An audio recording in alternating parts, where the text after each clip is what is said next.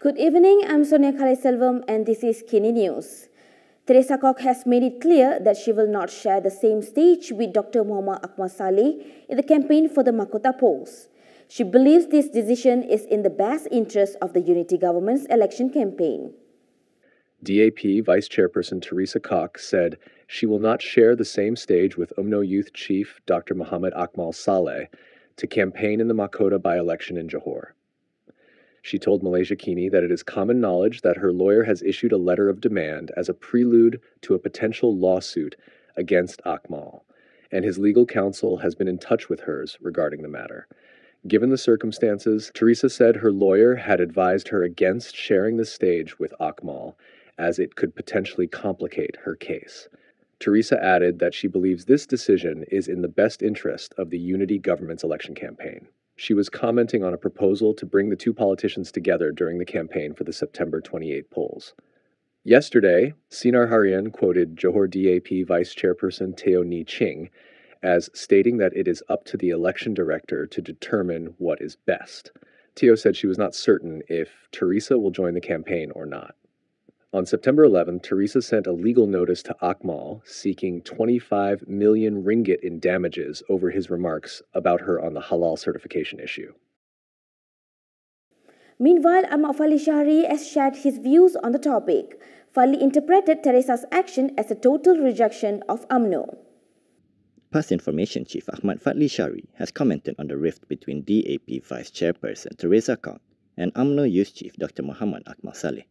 This was after Teresa stated that she would not share any stage with Akmal to campaign for BN's candidate, Syed Hussein Syed Abdullah. In a post on Facebook, Fadhli interpreted it as a total rejection of UMNO. He said Teresa should not have done this as the party which is contesting in Mahkota is UMNO and the candidate is from the party's youth wing. He added that if Teresa refuses to share the stage with the UMNO youth chief, it means she has rejected the party as a whole, and this is not appropriate.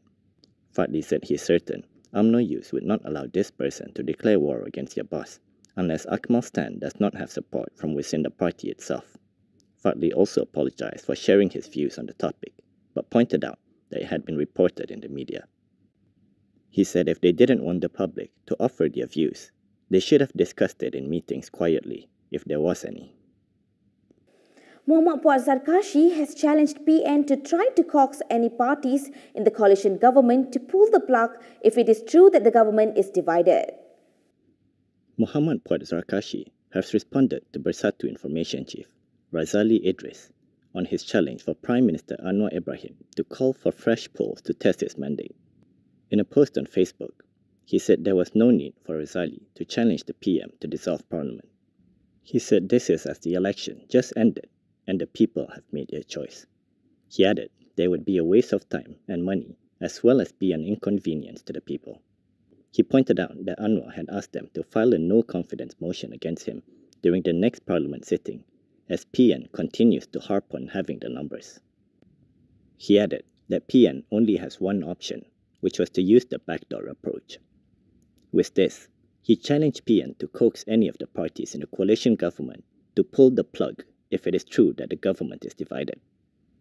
On the same note, Puad said if PN is addicted to dissolutions, it should do so with the Kelantan State Legislative Assembly, since the coalition was defeated in the Nenggiri by-election. Yesterday, past Deputy President Tuan Ibrahim Tuan Man said there was no plans at the moment to file a no-confidence motion against Anwar. He also claimed that the Prime Minister's challenge to put it to a vote showed his fear as opposed to courage. Abdul Hadi Awang has described actions against 4 Melaka Islamic Religious Department officers as excessive. JCOM had taken action against the officers over an error involving slides for a Friday sermon. Past President Abdul Hadi Awang has criticized the disciplinary action taken against officers of the Melaka Islamic Religious Department, JCOM, for including his photo in a Friday sermon slide. In a post on X, Hadi condemned the measures as excessive and expressed his shock at the penalties imposed. He said he sympathized with and is shocked by the excessive actions taken against the JCOM officers involved. Hadi said this in response to a Berita Harian report which revealed that 4 officers, including JCOM's assistant director, had faced disciplinary measures over the matter. The report cited Melaka's Education, Higher Education and Religious Affairs Exco, Rahman Mariman. Rahman explained that the actions, ranging from dismissal to transfers, were necessary due to the negligence that had sparked public concern and complaints, potentially threatening the harmony of the Muslim community in the state. On Friday, JCOM Director Badruddin Muhammad Qasim issued an apology for the error and withdrew the infographics. This was following the widespread circulation of sermons across mosques and surahs featuring a picture of Hadi accompanied by some caption. A separate slide had an image of the former Agong, Sultan Abdullah Sultan Ahmad Shah, which was mistakenly used instead of the current king, Sultan Ibrahim Sultan Iskandar.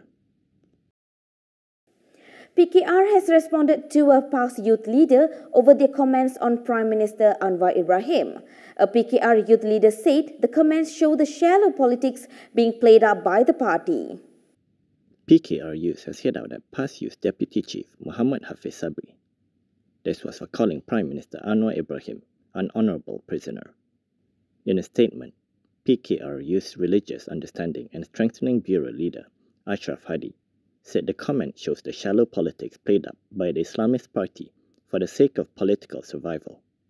He said as a wing of a party that champions Islam, the past youth leader should be wiser and better behaved in his words and actions. He added that unfortunately, Hafiz's act of reviving an old slander clearly goes against Islamic values, which emphasizes the importance of justice, maintaining dignity and moral dignity. He called on past youth leaders to return to true Islamic values, practice ethical politics, and avoid slander that does not benefit the people and the country. Ashraf was responding to Hafiz's remark yesterday, urging Anwar to seek a review of fraudulent charges of sodomy and claim a significant compensation for being in prison for the offences. Hafiz was quoted as saying by Harakah Daily that the dispute over whether the punishment that led to PMX becoming an honourable prisoner is beholden to the facts of the case. Muhammad Khairuddin Othman has been removed as the JCOM Director General. This comes just 6 months after he was appointed to the post. Community Communication Department, JCOM Director General Muhammad Khairuddin Othman's services have been terminated. This comes 6 months after his appointment. Khairuddin, who is the Selangor PKR Secretary, confirmed the matter to Utusan Malaysia today. However, he did not specify the reason or date of his termination. Instead, he told reporters that it is best that they ask the Communications Ministry. Khairuddin was appointed as JCOM DG on March 1st to replace Muhammad Agus Yusof, who resigned in November last year. This was following the circulation of a video allegedly depicting him engaging in an inappropriate conversation with another individual. Agus had said that he resigned as he had a new job offer and insisted that the video was doctored to tarnish his name and that he was framed. That is all from me today. For more stories, you can go to kinitv.com. You can also follow us on Instagram, Twitter, YouTube and Facebook for the latest news updates. I'm Sonia Kaleselvam. Thanks for watching.